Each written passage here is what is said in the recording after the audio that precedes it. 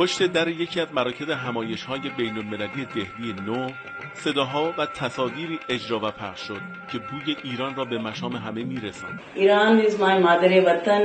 ایران وطن و هندخانه من است. من به هر دو کشور احترام می‌گذارم و دوستشان دارم. چند هزار سال تمدن ایرانی با جاذبه‌های گردشگری زیبایش از 4 گوشه کشورمان در نماهنگی 5 دقیقه‌ای نشان داده شد.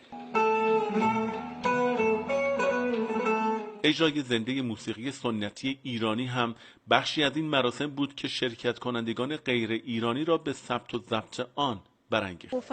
یکی از خواهرانم 2 سال پیش به ایران سفر کرد. او از خوبی‌های ایران برای ما زیاد تعریف می‌کرد. من هم دوست دارم یک روز به ایران سفر کنم.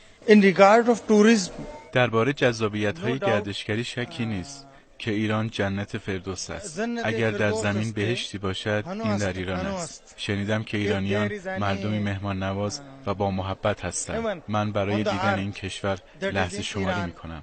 مینیاتورها، عکس‌ها، نقاشی‌های دیدنی، فرش‌های دستبافت و انواع صنایع دستی دیدنی هم در حاشیه این مراسم به نمایش گذاشته شده بود. خیلی با ایران آشنا نیستم، اما چیزی که اینجا دیدم من را مشتاق دیدن این کشور کرد. آب و هوای مختلف در ایران وجود دارد، صنایع دستی زیبا، تاریخ و فرهنگ. من عاشق هنر هستم و دوست دارم این کشور را ببینم. فرهنگ، مردم، تاریخ و میراث غنی ایران من را به هیجان آورده تا به زودی به ایران سفر کنم. هند حدود 1 میلیارد و 400 میلیون نفر جمعیت دارد که در بین آنها 200 میلیون مسلمان، 40 میلیون شیعه و 10 میلیون نفر دیگر با ریشه های ایرانی زندگی می کنند. اگر برنامه ریزی ها به گونه‌ای باشد که فقط 1% این جمعیت به عنوان گردشگر به ایران سفر کنند، می تواند انقلابی در گردشگری ایران ایجاد کنند. اجرای 3-4 ساعت برنامه زنده از جمله پخش موسیقی و نمایش فیلم‌هایی از دیدنی‌ها و زیبایی‌های ایران و نیز